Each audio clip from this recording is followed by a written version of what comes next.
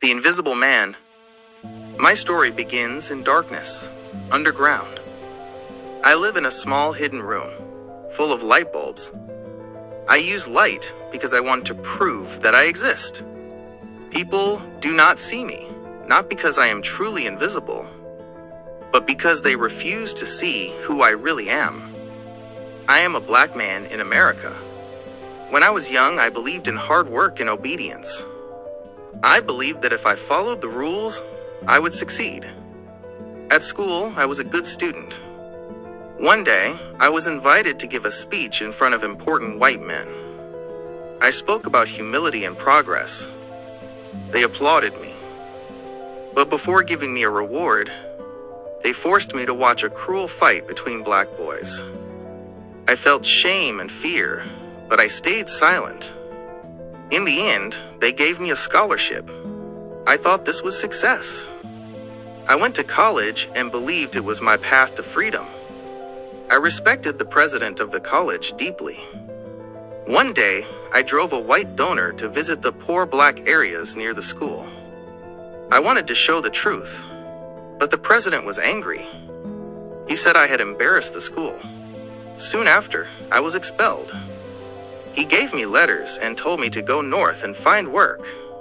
I believed those letters would help me. I moved to New York, full of hope. I visited many offices, but everywhere I went, people rejected me. Finally, I learned the truth. The letters said that I should not be helped. I felt betrayed. The system I trusted had used me and thrown me away. I found a job at a factory. The work was dangerous and confusing.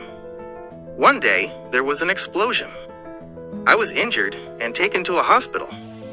Doctors experimented on me like I was not human. When I left the hospital, I felt empty, like my old self had died. I no longer knew who I was. With nowhere to go, I walked the streets. I met an older black couple being forced out of their home. I spoke to the crowd with anger and passion. People listened. For the first time, my voice had power.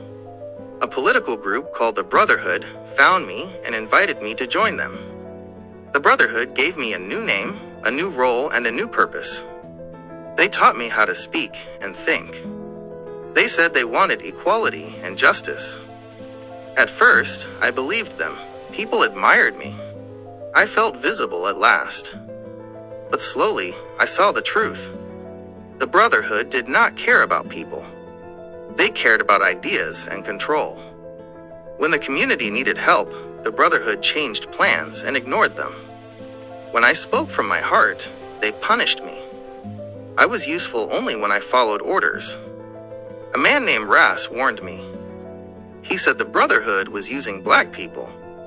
I did not listen at first. I was afraid to lose my position again. But the more I watched, the clearer it became. I was still invisible. I was only a tool. Violence grew in the city. Riots began. The Brotherhood disappeared. I was alone again.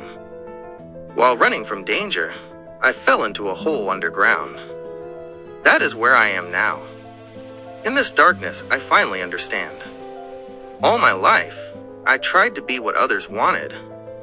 A good student, a model worker, a perfect speaker, but none of those roles were truly me.